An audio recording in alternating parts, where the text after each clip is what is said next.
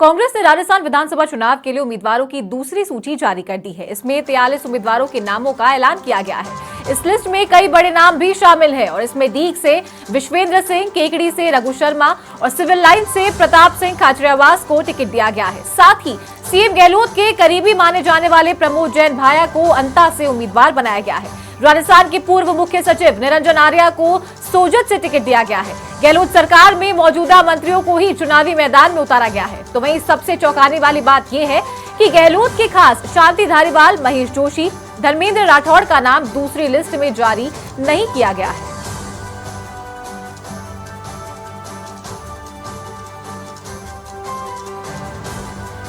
और ज्यादा जानकारी के लिए हमारे सहयोगी दिनेश कसाना फोन लाइन पर हमारे साथ जुड़ गए हैं। जी दिनेश, कल दूसरी लिस्ट आ गई है और इसी के साथ सबको चौंकाने वाली बात भी है कि गहलोत के 3 खास करीबियों के नाम लिस्ट में नहीं देखे गए हैं। देखिए, कांग्रेस पार्टी की ओर से 2 सूचियां जारी की गई हैं अलग अलग। पहली सूची में 33 नाम थे, दूसरी सूची में 43 नाम है। अभी तक कुल 76 नामों का ऐलान पार्टी की ओर से कर दिया गया है।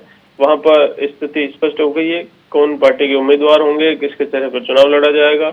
और कल शाम को ये दूसरी लिस्ट पार्टी की ओर से जारी की गई है। इसमें क्योंकि लगातार सवाल उठ रहा था कि सरकार की योजनाओं के दम पर पार्टी चुनाव लड़ रही है और ऐसे में अभी तक केवल पहली सूची में 5 मंत्रियों को उम्मीदवार बनाया गया 33 में से। तो ऐसे में दूसरी सूची जो आई है 43 नामों की, उसमें 15 मंत्रियों को और उम्मीदवार बना दिया गया है पार्टी की ओर से। तो अभी तक करीब 20 गहलोत सरकार के जो मंत्री हैं उनको पार्टी ने उम्मीदवार बनाया है। तो इस तरह से लगातार स्थिति स्पष्ट हो रही है और ऐसे में अभी तीसरी सूची का इंतजार है। तीसरी सूची में कितने नाम शामिल होंगे। जहां तक जिन नामों के लेकर विवाद की खबर थी, महेश जोशी, शांति धारीवाल, उन दोनों मंत्रियों के नाम अभी तक किसी भी दोनों सूचियों में शामिल नहीं है और माना यही जा रहा है कि कांग्रेस हाईकमान इन दोनों नामों को लेकर जिन ऐतराज था उस पर अभी भी जो पेच है वो फंसा हुआ है। दोनों नाम अटके हुए हैं। दूसरी सूची और आज या कल में जारी हो सकती है। तीसरी सूची में भी जो 106 नाम बताए जा रहे थे कि सीएसी में रखे गए थे, उनमें शेष जो नाम है उन पर भी स्क्रूटनी कर आज या कल कांग्रेस पार्टी तीसरी सूची भी जारी कर सकती है। जी दिनेश, अगर बात करें दोनों सूची जो जारी हो गई है कांग्रेस की, उसके बाद बगावत के सुर भी देखने को मिले हैं। बात अगर दूसरी सूची की करें तो कल देर शाम तक ये सूची जारी की गई थी। उसके बाद कार्यकर्ताओं में किस तरह का माहौल था, जिन उम्मीदवारों को उम्मीद थी कि उन्हें टिकट मिलेंगी लेकिन टिकट नहीं मिली? देखिए, दोनों सूचियों की अगर बात करें तो 99% सिटिंग विधायकों को, मौजूदा जो विधायक है उनको पार्टी ने फिर से मौका दिया है।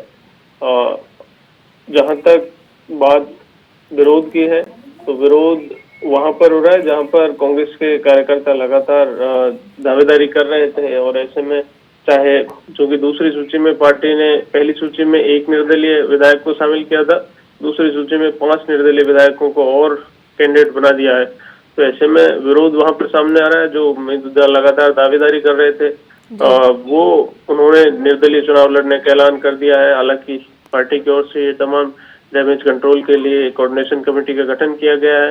जयपुर की बात करें तो जयपुर में पहली सूची में अर्चना शर्मा का नाम शामिल था मालवीय नगर से। तो मालवीय नगर से और भी कई दावेदार सामने आ रहे थे।